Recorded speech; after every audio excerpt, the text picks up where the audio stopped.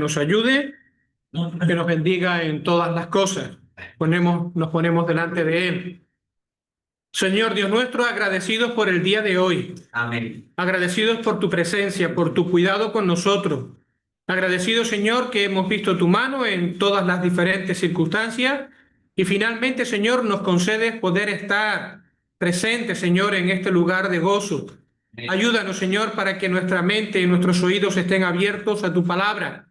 Poder derramar el corazón delante de ti en oración conforme enseña tu palabra. Que, Señor, te damos las gracias por los hermanos que, aun estando impedidos, pues sin embargo se han conectado a través del Zoom para poder participar y poder estar también de alguna manera presente con nosotros. Que tú les bendigas a los enfermos, Señor, que tú los fortalezcas, que les des salud, Señor. Y los que vienen de camino, ponemos delante de ti. Y te pedimos, Señor, que tú guardes y que tú guíes sus pasos. Bendice esta reunión, te lo pedimos en el nombre de Jesús. Amén. Amén.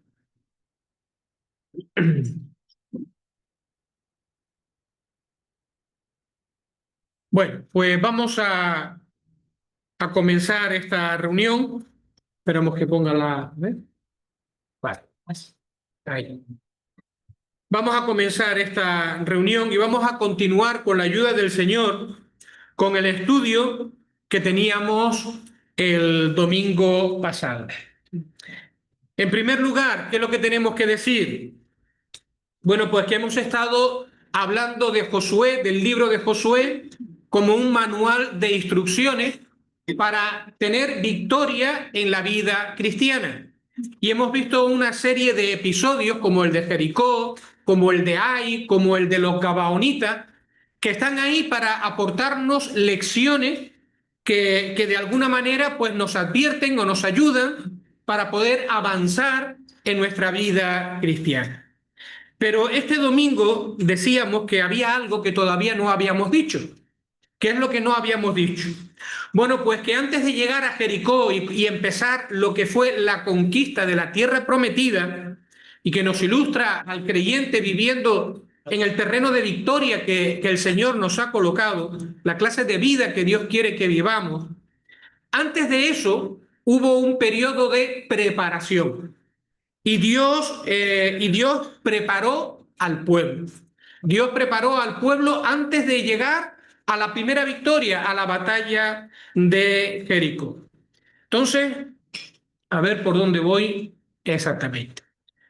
Y decíamos que hay 3 eventos que estaban presentes en esta preparación. En primer lugar, fue el cruce del río Jordán, ¿vale? Pasar de un sitio al otro del río. Y ya vimos lo que esto representaba. Algo diremos. No puedo decir, y estén atentos, no puedo decir, si quieren recordarlo, vea la grabación, porque no se grabó. ¿Vale? Es más, ni siquiera se emitió porque nos confundimos a la hora de abrir el enlace, abrimos otro equivocado y los hermanos que estaban intentando ver la reunión no pudieron.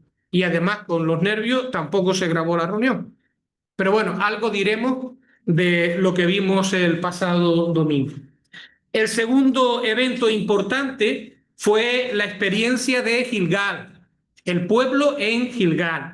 Y el tercer evento que vamos a destacar es el encuentro de Josué con el príncipe del ejército de Jehová.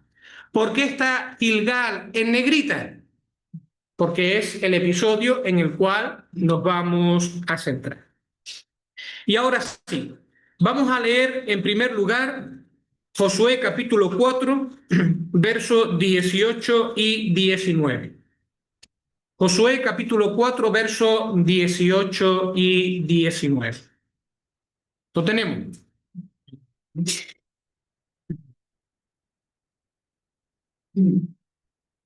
Y aconteció que cuando los sacerdotes que llevaban el arca del pacto de Jehová subieron de en medio del Jordán y las plantas de los pies de los sacerdotes estuvieron en lugar seco, las aguas del Jordán se volvieron a su lugar y corrieron como antes sobre todos sus bordes.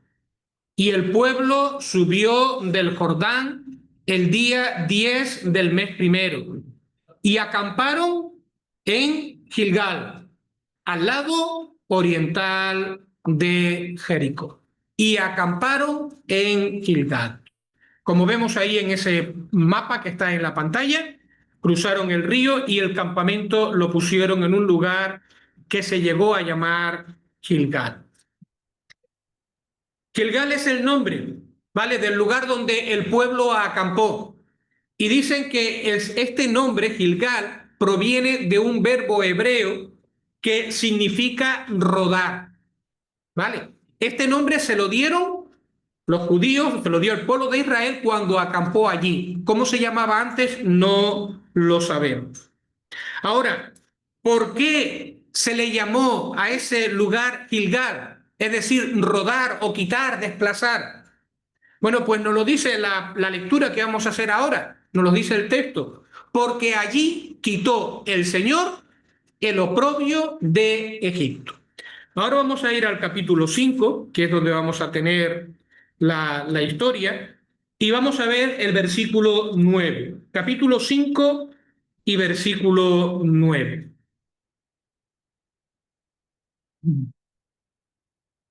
Y Jehová dijo a Josué: Hoy he quitado de vosotros el oprobio de Egipto, por lo cual el nombre de aquel lugar fue llamado Gilgal hasta hoy.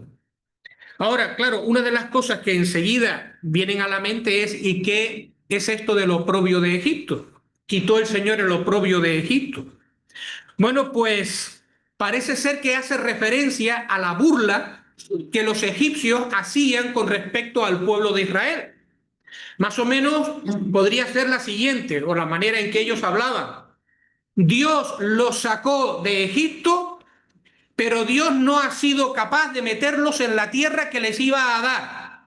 Es un pueblo tan rebelde o tan duro que es un pueblo que ha tenido que vivir en el desierto. Salir de Egipto, donde estaban las lechugas, donde estaban los puerros, donde estaban las cebollas, la buena vida, para ahora vivir en el desierto dando vueltas. Es un pueblo al cual su Dios no lo ha podido bendecir. Esas, en pocas palabras, podrían ser la burla de los egipcios. Porque claro, llevan 40 años dando vueltas en el desierto. Pero claro, ¿qué había pasado? Pues que cuando Dios los hizo cruzar el Jordán, Dios quitó el oprobio o la burla, porque efectivamente Dios mostró que Él sí podía introducir a su pueblo, e introdujo a su pueblo en la tierra de la heredad. Y no solamente eso, sino que además preparó al pueblo para renovar el pacto con ellos. Bueno, pues cuando nosotros vimos el cruce del Jordán, eso fue el domingo pasado, nosotros tratamos de hacer o tratamos de ilustrar cómo el río y el paso del río ilustraban en primer lugar la muerte y resurrección de nuestro Señor Jesucristo. El arca iba adelante, el arca entró en el río y el arca salió. Y utilizando esa ilustración de la experiencia del Señor Jesucristo, pues también nosotros veíamos que es un cuadro del cristiano. Un cuadro del cristiano que es identificado con Cristo en su muerte y en su resurrección. Y por lo tanto, cuando nos convertimos también pasamos nuestro Jordán, en el sentido de que hemos muerto, resucitado con Cristo, nuestra naturaleza vieja ha sido juzgada, colocada en lugar de muerte, y hemos entrado en una nueva tierra, en la tierra de Canaán, a una nueva vida juntamente con el Señor Jesucristo. Y en base a esta ilustración, decíamos que nos enseña el cruce del Jordán y que podemos aplicar a nuestra experiencia para prepararnos para la victoria. Bueno, pues es importante que el creyente se considere muerto al pecado, pero vivo para Dios. Es decir, lo que ya somos en Cristo, ahora tenemos que reclamarlo y tenemos que vivirlo. Vivir para Dios. Y en segundo lugar, hablábamos que esto no puede suceder hasta que entendamos que lo que yo soy tiene que ser rendido al Señor. Y bueno, esto fue un poquito el resumen de lo que vimos el domingo pasado, pero mucho más amplio y con más explicación. ¿Qué nos aporta Gilgal? Porque estamos hablando de preparándonos para entrar en terreno de victoria. Ya hemos visto lo que nos aporta el Jordán, pero ¿qué nos aporta el campamento en Gilgal? Bueno, pues son dos los puntos que vamos a ver. En primer lugar es depender del Señor, la necesidad que tenemos de depender del Señor. La vida del cristiano tiene que ser vivida en dependencia del Señor. Y en segundo lugar vamos a ver también la necesidad de un corazón quebrantado. Un corazón quebrantado en el sentido de que un corazón que es tierno, que es blando, que es receptivo a la palabra del Señor, que desecha la dureza para ser un corazón receptivo a la palabra del Señor. Bueno, pues vamos a comenzar entonces con este primer punto.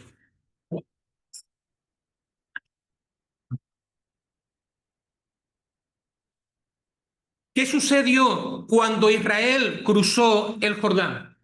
Vale, aquí está el río Jordán. ¿Qué sucedió cuando Israel cruzó el Jordán? Los habitantes de esta parte del río veían el Jordán como una barrera infranqueable y que les daba seguridad. Le tardaría mucho tiempo, meses, en poder cruzar ese río y eso les daba tranquilidad. Pero cuando Dios secó el río y Dios permitió que el pueblo pasara, dice el texto que el miedo, el temor se apoderó de todos los habitantes que habían en esta parte del territorio. Aquí destacamos Jericó porque es la primera ciudad que ellos encuentran. Así que de alguna manera se derrumbaron, ¿vale? Los enemigos se derrumbaron ante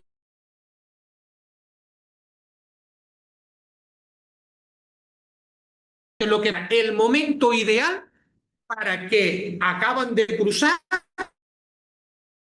lanzarse en tropel para conquistar la tierra. ¿Quién los podría parar? Nadie, estaban asustados. Sin embargo, los planes de Dios eran otros. Los planes de Dios eran otros. El tiempo de preparación antes de la conquista no había terminado. Dios quería que la victoria no viniera por la pericia humana, ni viniese tampoco por el esfuerzo de Josué o por la gallardía o la valentía de ellos, sino que la victoria tenía que venir de la presencia y de la bendición del Señor. Por eso es que el Señor hace algo sorprendente. Mira un momento, Lucía. El Señor hace algo verdaderamente sorprendente. Y es que ellos cruzan el río y en vez de lanzarse a la conquista, el Señor les dice, pará, quietos ahí, quietos ahí. No es el momento de lanzarse a la conquista. Y no solamente que les dice que se paren, sino que además manda, o sea, los pone a prueba, porque manda que primero todos los varones tienen que ser circuncidados. Todos los varones tienen que ser circuncidados. ¿Qué significa esto en la práctica? Pues en la práctica significa que durante al menos 3 días, como mínimo, el pueblo quedó totalmente indefenso. No había un soldado para estar en pie y portar un arma, sino que todos los varones, incluyendo los soldados, los más aguerridos, todos estaban incapacitados como consecuencia de aquella operación. Y no había antiinflamatorio y tampoco había calmantes como ahora. Por lo tanto, aquello era una experiencia dura. Así que sí o sí, el pueblo tenía que mirar al Señor. Los tiempos los iba a marcar el Señor.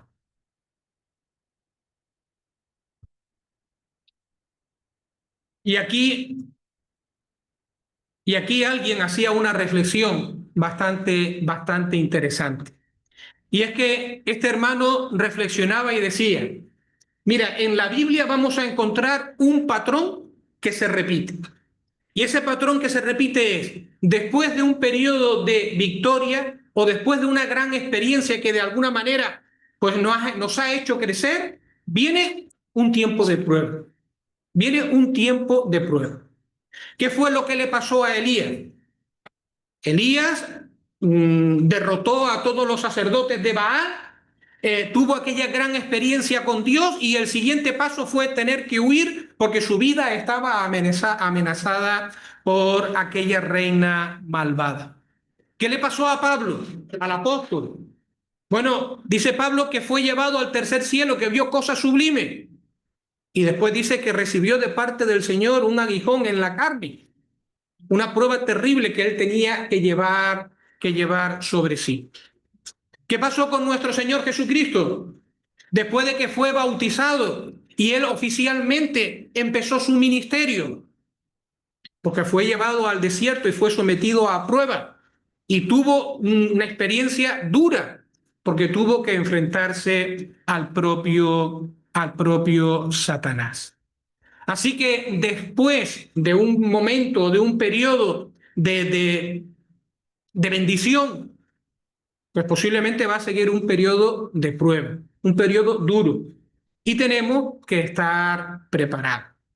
Yo me acuerdo hace un par de años, ¿verdad? En uno de los viajes que hicimos a Fuerteventura, con esto del intercambio de ministerio, y me decía, dice, mira, ahora después de la reunión comemos juntos y después tenemos un tiempo de contar experiencias, contar tal, y bueno, pues te vamos a pedir que nos hables de la obra en Vegeta. Y claro, yo decía, bueno, pues la verdad es que aquel era un momento dulce, un momento bastante hermoso. Habíamos tenido, no sé si eran dos bautismos casi seguidos, ustedes se acuerdan, ¿verdad? Y habíamos visto cómo el Señor había bendecido y habían personas que se habían incorporado a la asamblea, no sé si ya habíamos tenido reconocimiento de anciano, de diácono. Y claro, yo tenía que hablar de estas cosas, pero lo que les dije fue esto, digo, pero seguro, seguro que el Señor nos va a zarandear. Seguro que que el diablo nos va a meter en un periodo de prueba. ¿Por qué? Pues porque es lo que normalmente ocurre. Y así fue. Y también que hemos tenido que pasar momentos bastante dolorosos en la experiencia de la congregación. Ahora, ¿por qué pasan estas cosas? ¿Por qué después de experimentar un momento de euforia, un momento grande, un momento de bendición, de repente parece que el Señor nos para todo y parece que mete a su pueblo, mete la experiencia de la vida del creyente en una situación complicada? Bueno, pues porque grandes victorias pueden conducir a un gran orgullo. Y el orgullo conduce a grandes caídas. Y el Señor permite muchas veces que después de esos momentos haya ese periodo de prueba para que nosotros aprendamos o recordemos que tenemos siempre que depender de Él. Que no podemos estar mirando a las victorias o a las historias del pasado, sino que siempre tenemos que depender de Él. Mira lo que dice Juan capítulo 15 y versículo 5. El Evangelio de Juan capítulo 15 y versículo 5.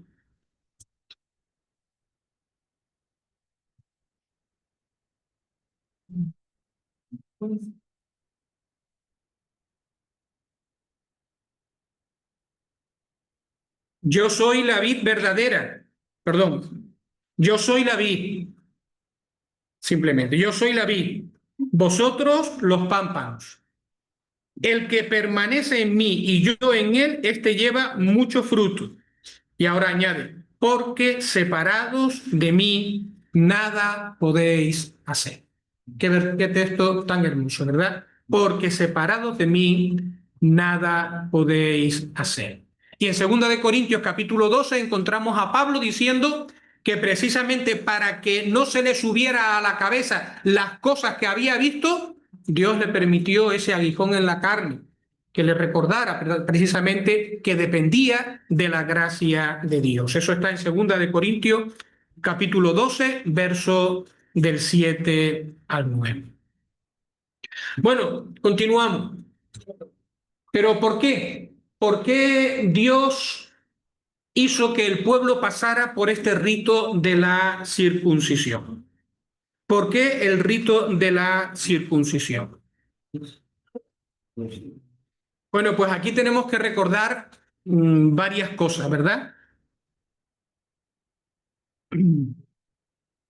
Lo primero era que este rito de la circuncisión era una señal del pacto que Dios se había hecho con Abraham y con su descendencia.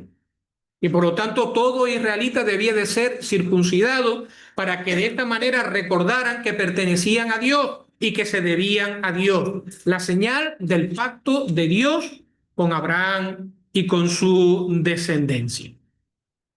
Pero ¿qué es lo que había pasado? Bueno, pues lo que había pasado era lo siguiente, que después de la salida del pueblo de Egipto, durante todo el tiempo que estuvieron en el desierto, el pueblo no se había circuncidado. Eh, ya sabemos cómo el pueblo sale de Egipto, el pueblo llega al monte Sinaí, el pueblo recibe la ley de Dios, el pueblo construye el tabernáculo y varios meses después están preparados para iniciar el camino hasta la tierra prometida, llegan a las puertas de la tierra prometida y allí el pueblo se rebela contra Dios y no quiere entrar en la heredad. Y Dios les dice, bueno, pues ahora toca 40 años aquí en el desierto hasta que esta generación incrédula muera. Y entonces entrarán en la tierra prometida. Bueno, pues parece que durante esos 40 años que el pueblo estuvo vagando en el desierto, viviendo como nómadas, es como si el pacto hubiese quedado en suspenso. Y ninguno de los varones durante todo ese tiempo fue circuncidado. Por lo tanto, ahora, 40 años después, una vez que el pueblo cruza y entra en la tierra prometida, la señal del pacto de Dios con ellos no se había realizado. Así que ahora era el tiempo de volver a realizar el pacto o volver a renovar, mejor dicho, el pacto con ellos. Bueno, yo me he lanzado y he ido saltando todas las citas bíblicas. Vamos a Josué capítulo 5 y vamos a llegar hasta donde estamos, porque si no, parece que hablando, pero todo lo que estamos diciendo está aquí en el texto. Miren, capítulo 5 y versículo 1. Cuando todos los reyes de los amorreos que estaban al otro lado del Jordán, al occidente, y todos los reyes de los cananeos que estaban cerca del mar, oyeron cómo Jehová había secado las aguas del Jordán delante de los hijos de Israel, hasta que hubieron pasado, desfalleció su corazón y no hubo más aliento en ellos delante de los hijos de Israel. Entonces los hijos de Israel dijeron, vamos a por ellos. Mira lo que dice el versículo 2. En aquel tiempo Jehová dijo a Josué, hazte cuchillos afilados y vuelve a circuncidar la segunda vez a los hijos de Israel. Y Josué se hizo cuchillos afilados y circuncidó a los hijos de Israel en el collado de Aralón. Esta es la causa por la cual los circuncidó. Todo el pueblo que había salido de Egipto, los varones, todos los hombres de guerra, habían muerto en el desierto por el camino después que salieron de Egipto. Ya sabemos, a causa de su desobediencia, Dios los castigó. Pues todos los del pueblo que habían salido estaban circuncidados, mas todo el pueblo que había nacido en el desierto por el camino, después que hubieron salido de Egipto, no estaban circuncidados, porque los hijos de Israel anduvieron por el desierto 40 años, hasta que todos los hombres de guerra que habían salido de Egipto fueron consumidos, por cuanto no obedecieron la voz del Señor, por lo cual Jehová les juró que no les dejaría ver la tierra de la cual Jehová había jurado a sus padres, que nos la daría, tierra que fluye leche y miel. A los hijos de ellos, que él había hecho suceder en su lugar, Josué los circuncidó, pues eran incircuncisos, porque no habían sido circuncidados por el camino. Ahora era tiempo de renovar el pacto de Dios con el pueblo. Y ahora el pueblo iba a ser de nuevo circuncidado. Y aquí también hay una lección importante para nosotros. Mire, hermano, cuando un creyente peca, cuando un creyente tropieza, la salvación no se pierde. Y el pueblo de Israel no dejó de ser pueblo de Israel porque se rebeló contra Dios. Pero sí que es verdad que la relación con Dios sufre. Y la relación con Dios, de alguna manera, no se puede disfrutar como antes. Y si no hay arrepentimiento, hay un tiempo de disciplina. Pero no hemos perdido nuestra salvación. Pero cuando hay confesión, cuando hay arrepentimiento, esa comunión con Dios se restaura y el creyente vuelve a vivir con esa fluidez delante del Señor. Por eso es tan importante, ¿verdad? Que cuando pecamos siendo creyentes, pues sepamos ir delante del Señor, reconocer lo que hemos hecho mal, pedirle perdón, intentar restaurar con los hermanos si es necesario, para que de esa manera nuestra comunión con el Señor pueda de nuevo ser recuperada y podamos vivir en la plenitud del gozo que Dios nos ha dado. Por eso el pueblo no dejó de ser pueblo cuando pecaron, pero sí que es verdad que hasta que hubo acabado el tiempo de disciplina, el pueblo no recuperó la condición delante de Dios ni la bendición delante de Dios. Fue entonces cuando pudieron entrar en la tierra. Bueno, pues ya hemos visto que Gilgal, en primer lugar, pues nos habla acerca de la necesidad de esperar en el Señor, ¿vale? Los tiempos del Señor. Pero en segundo lugar, ¿de qué nos habla Gilgal? Gilgal también nos habla de un corazón quebrantado, ¿vale? Y en este sentido, como hemos dicho, un corazón que desecha la dureza y se presta para ser receptivo, para oír y para obedecer la palabra del Señor. No es un momento, ¿verdad?, para hacer un estudio acerca del tema de la circuncisión, ¿vale? El tema de la circuncisión es un tema bastante amplio, pero, y sobre todo cuando llegas al Nuevo Testamento, y cuando hay personas que dicen que los cristianos tienen que circuncidarse como se circuncidaban en la antigüedad, y Pablo pelea la batalla que eso no debía de ser así, y los cristianos finalmente entienden que no necesitan ser circuncidados. Vale, todo eso es un tema bastante interesante, pero que no viene al caso. Pero sí que quisiera dejar estas dos ideas delante de nuestra mente. La primera, que la intención de Dios con la circuncisión fue que fuera el reflejo de una realidad interior. Y se esperaba que aquel judío que había sido circuncidado y que llevaba la señal del pacto y que era propiedad de Dios, él como consecuencia circuncidara su corazón. Es decir, desechara la dureza de su corazón para convertirse a Dios y para estar obediente y sumiso a su palabra. Eso era lo que se esperaba desde la antigüedad. Deuteronomio capítulo 10 y verso 16. Deuteronomio 10 y verso 16. Mira, circuncidad pues el prepucio de vuestro corazón y no endurezcáis más vuestra cerviz. Lo exterior debía corresponderse con una realidad interior. Y en segundo lugar, ¿qué más podemos destacar?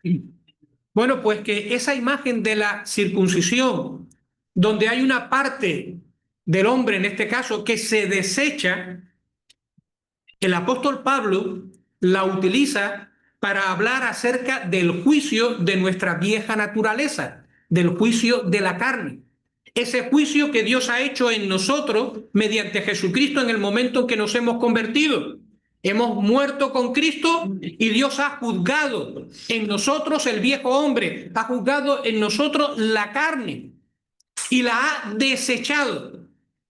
Y se nos pide ahora que en la nueva vida que nosotros tengamos también corazones circuncidados, es decir, que también desechemos la carne, no vivamos conforme a ella, sino que la dejemos en el lugar de muerte que Dios la ha colocado. Esas son dos ideas importantes o interesantes para recordar. Y ahora, volviendo a nuestro tema, esta preparación para la victoria. Bueno, pues en este caso estamos insistiendo precisamente en esta primera lección que tiene la circuncisión. No es simplemente un rito externo, sino que tenía que representar una realidad interior. Y si nosotros queremos caminar en el terreno de la victoria y queremos estar preparados para crecer en la vida cristiana, nosotros tenemos que tener corazones circuncidados, o en este caso, corazones quebrantados, que desechan la incredulidad, que desechan la dureza de corazón, que oyen la palabra de Dios, que son tiernos ante la palabra de Dios y que obedecen la palabra de Dios. Esa es otra de las lecciones de Gilgal, un corazón quebrantado. Pero no solamente eso, sino también una actitud que nos lleva a juzgar y apartarnos del pecado en nuestras vidas, a desechar lo malo en nuestras vidas, para que de esa manera nuestra vida sea una vida agradable delante de Dios. Así que un corazón dispuesto, obediente a Dios, pero también una vida que juzga el pecado y que se aparta del pecado para agradar a Dios. Y de esta manera estaremos preparados para entrar o para vivir esa vida que Dios quiere de nosotros.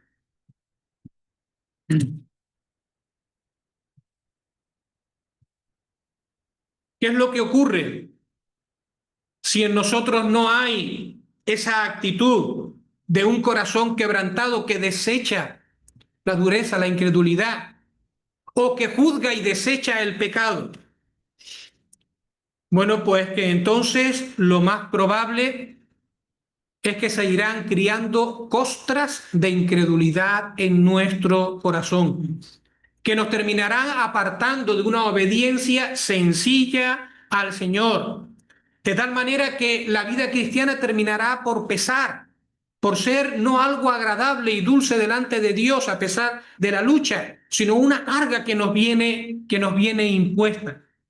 Si nosotros no tenemos este corazón dócil delante del Señor y no aprendemos a juzgar y apartarnos del pecado, pues al final vamos a terminar viviendo una vida de religiosidad y una vida de apariencia, precisamente todo lo que Dios no quiere de los que hemos confesado a Jesús como nuestro Salvador.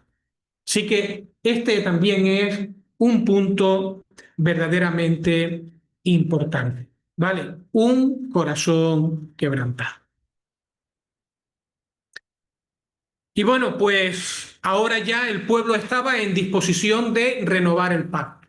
¿Vale? Una vez que el pueblo había sido circuncidado, había cruzado el Jordán y había sido circuncidado, ahora estaba en disposición de renovar el pacto con Dios.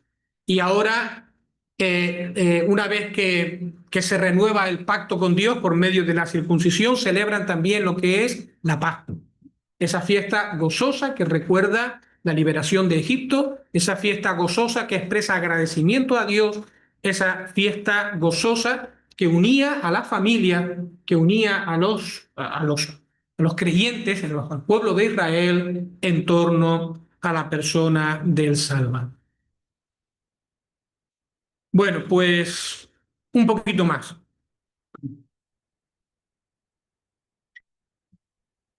Ya hemos visto el cruce del río Jordán, hemos visto Israel en Gilgal y ahora, como es evidente en la pantalla, nos queda el último punto, ¿vale? El encuentro de Josué con el príncipe del ejército de Jehová. Y realmente esta es una historia muy bonita, una historia realmente bonita. Quizás un episodio bastante entrañable y por lo menos para mí ha sido deleitoso, ¿verdad? Ver lo que nos puede enseñar. ¿Qué es lo que sucede ahora?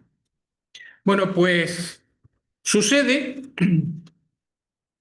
que uno de aquellos días Josué estaba cerca de la ciudad de Jericó.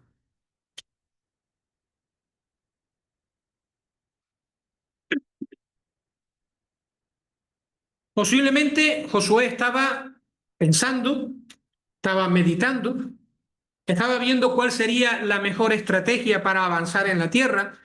Quizás estaba midiendo ejércitos, quizás estaba echando números, quizás estaba orando, Señor, dame sabiduría para saber cómo enfrentar ahora esta situación que viene delante. Y cuando él está en esta situación, vamos a decir, de pensamientos, él ve una cosa que le sorprende. De repente ve que hay delante de sí un varón, un hombre, que tiene una espada desenvainada en su mano. No sé si Josué se puso la suya, su mano en su espada, sacó la espada, pero Josué de manera decidida va delante de aquel hombre que viene con una espada en la mano y le pregunta, ¿eres de los nuestros o de nuestros enemigos? Josué capítulo 5 y versículo 3.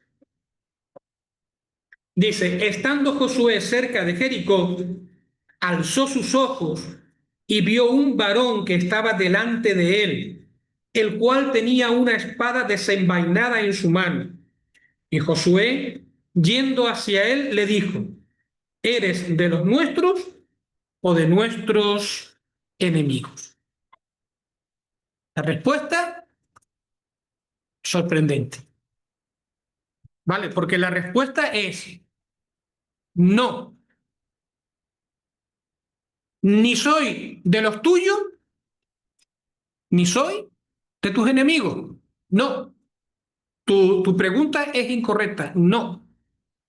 Y a continuación dice que él ha venido como el príncipe del ejército de Jehová. Versículo 14. ¿Eres de los nuestros o de nuestros enemigos? Y el varón responde, no, mas como príncipe del ejército de Jehová he venido ahora. Entonces Josué, postrándose sobre su rostro en tierra, le adoró y le dijo, ¿qué dice mi señor a su siervo?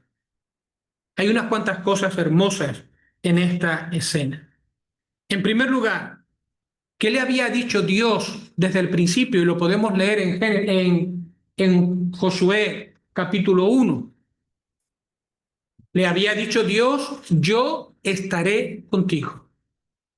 Y como estuve con Moisés, voy a estar contigo. Así que en este momento Josué estaba viendo cómo la palabra del Señor, la promesa del Señor, se estaba haciendo una realidad y la podía palpar, la podía ver delante de sus ojos. El príncipe del ejército de Jehová estaba allí delante. Así que Josué no iba a ir solo a la batalla. Y esto es algo que también nos debe de consolar a nosotros.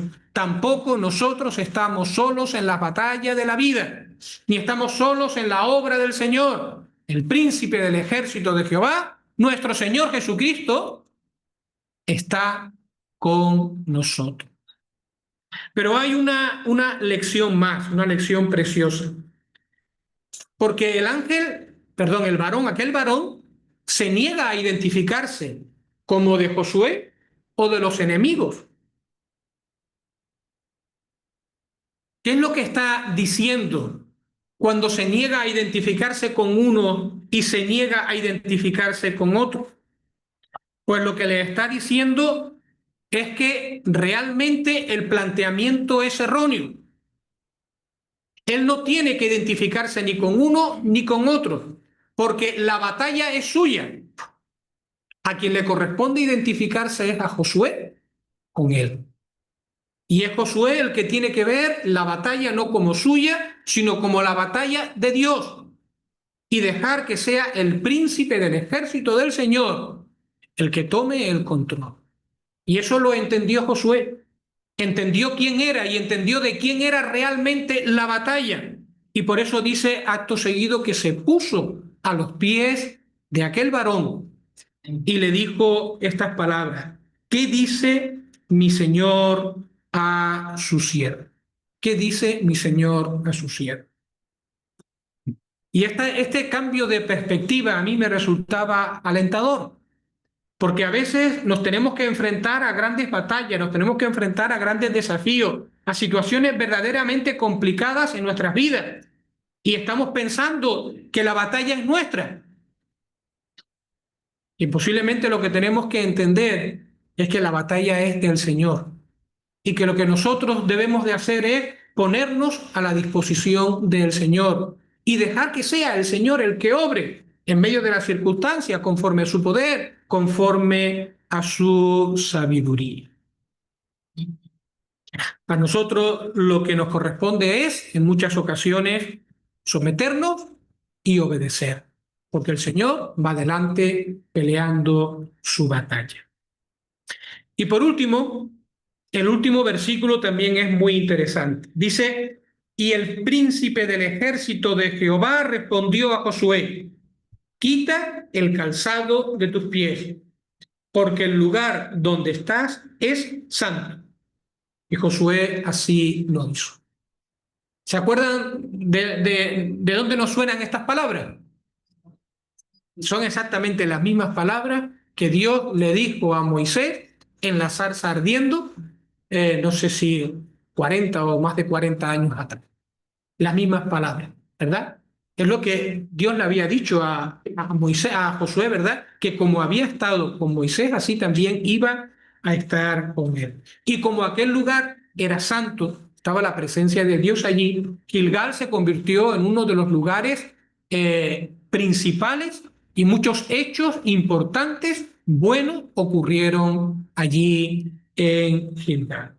Pero lo que me llamaba la atención es esto: el lugar donde estás es santo. Quita los zapatos de tus pies. Y la idea que venía a mi mente es esta: vivimos una guerra santa. La guerra no es nuestra. La batalla no es nuestra, la batalla es del Señor. Y si la batalla es del Señor, es una batalla santa, ¿qué es lo que nos corresponde a nosotros? Descalzarnos. ¿Qué es lo que nos corresponde a nosotros? Pues limpiar nuestras vidas, apartarnos del pecado. Bien podríamos decir, no podemos salir a la batalla, a la vida cristiana, arrastrando miserias o arrastrando pecado. Hay que confesarlos y dejarlos a los pies del Señor, porque la batalla es de Él. Y si Él nos va a usar, tenemos que ser instrumentos que están limpios, instrumentos que están preparados para ser usados por el Señor. Bueno, pues hasta aquí, hermanos, esta meditación en la palabra del Señor. Y espero que esta pequeña serie pues haya sido de bendición y bueno, pues pueda servirnos de alguna manera de estímulo para retomar fuerzas, y más ahora que empezamos de nuevo todas las actividades. Hemos salido de un periodo de aletargamiento con el verano y ahora nos tenemos que enfrentar otra vez a lo que es lo más fuerte de la vida. El Señor está con nosotros. Que el Señor bendiga su palabra. Amén.